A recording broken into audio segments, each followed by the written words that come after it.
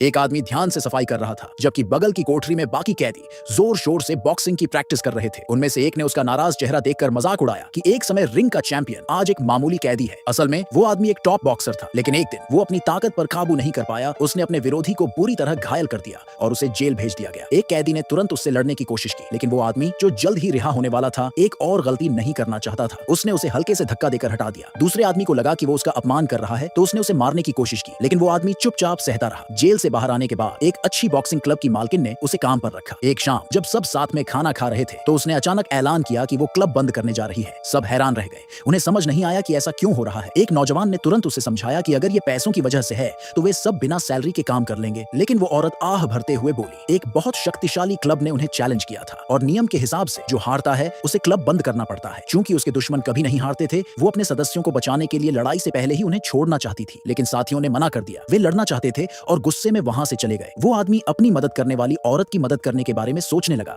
क्योंकि जेल से निकलने के बाद सबने उसे अनदेखा कर दिया था। सिर्फ वो औरत थी जिसे उसने गली में भटकते हुए बचाया था। ये उसका एहसान चुकाने का समय था। उसी रात दुश्मन क्लब के लोग आ गए। उन्होंने मजाक में कहा, ये तुम्हारा आखिरी खाना है। उनका घमंडी मालिक यहाँ तक बोला, अगर ये औरत मेरे साथ डिनर करने को तैयार हो जाए तो मैं तुम सब पर कुछ कम वार करूंगा। नौजवान गुस्से में आग बबूला हो गया और चिल्लाया, तो अभी लड़ने आ जाओ। अगले ही पल दुश्मन ने अपनी शर्ट फाड़ दी, लड़ने के लिए तैयार था। उसके शरीर पर टैटू देखकर आदमी को अचानक बचपन का एक दृश्य याद आया। उसके पापा को उसी तरह का निशान वाले लोगों ने मारा था। वो आगे बढ़ा, लेकिन उस औरत ने उसे रोक दिया। सबको लगा कि वो नौजवान बॉक्सर जिसने क्लब में खूब ट्रेनिंग ली थी, ये संभाल लेगा। उसने अपने साथियों को यह भी कहा कि अगर वो हार जाए तो उसे बचा लेना। लेकिन जैसे ही उस नौजवान ने हमला किया, उसे आसानी से गिरा दिया गया। उसके दुश्मन ने उसे तुरंत पकड़कर जमीन पर पटक दिया। उसके साथी उसे उठाने के लिए दौड़े, जबकि वो दूसरा आदमी हंसते हुए बोला, अगर तुम सब मिलकर भी मुझ पर हमला करोगे तो भी तुम मेरा कुछ नहीं बिगाड़ पाओगे। गुस्से में वे सब अपनी पूरी ताकत से उस पर टूट पड़े। दुश्मन ने उन सबके हमलों को अपने दोनों हाथों से रोका, बिना हिले डुले। उसने और भी हमले झेले और बिना थके खड़ा रहा। उसका मालिक जीत के अंदाज में उस औरत से चिल्लाकर बोला, मेरी दोस्त बन जाओ